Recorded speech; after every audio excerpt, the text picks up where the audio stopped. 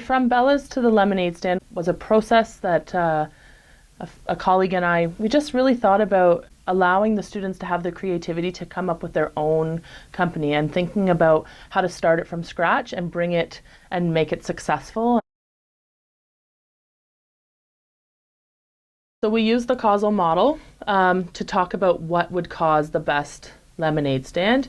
We did a pro chart looking at the pros of each type of lemonade. We did a design challenge. They all put their ideas down and then collaboratively came up with the best cup for them to sell and then actually prototype them.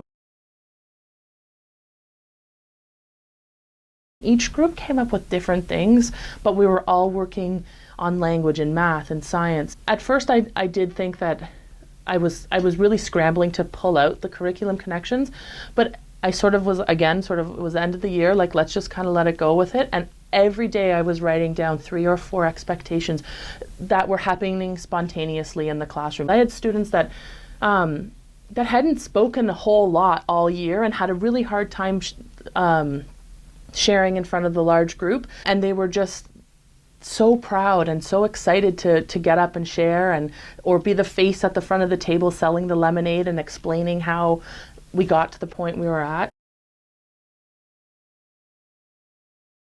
So Naya is she's a great little hardworking student, sweet as pie, but the tiniest in the class. Also somebody who doesn't really push to voice her opinion, push to get her ideas out. And that picture totally captured her every time we did something with integrative thinking and putting ideas down, because she's laying across, actually the other student I was talking about, just to get her sticky note down onto the paper. She said to me before, like, my ideas matter. Like, my idea was a part of that end product. And I'm like, I know, like that's amazing. It totally validated her thinking and her understanding of the worth her ideas are.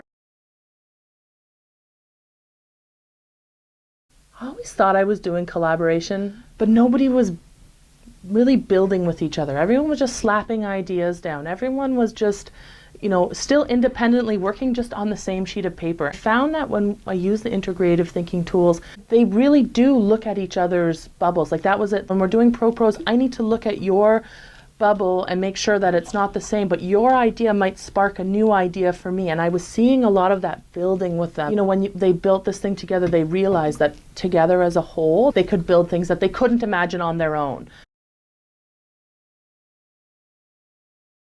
I don't think I was ever the teacher that sat at the front of the room and wrote on the chalkboard, but I definitely had a chair at the front of the classroom, and I definitely felt like I had to bring all the ideas.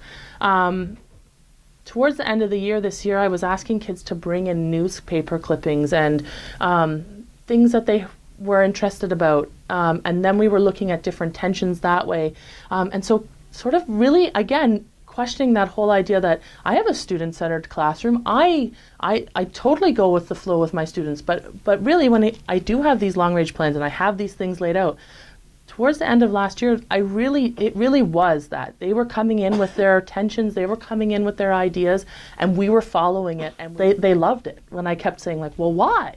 And then they'd come back to me and they're like, we know you're going to ask us why again, but we just want to hear it or whatever. And so that release from me was really neat to see too. Yeah.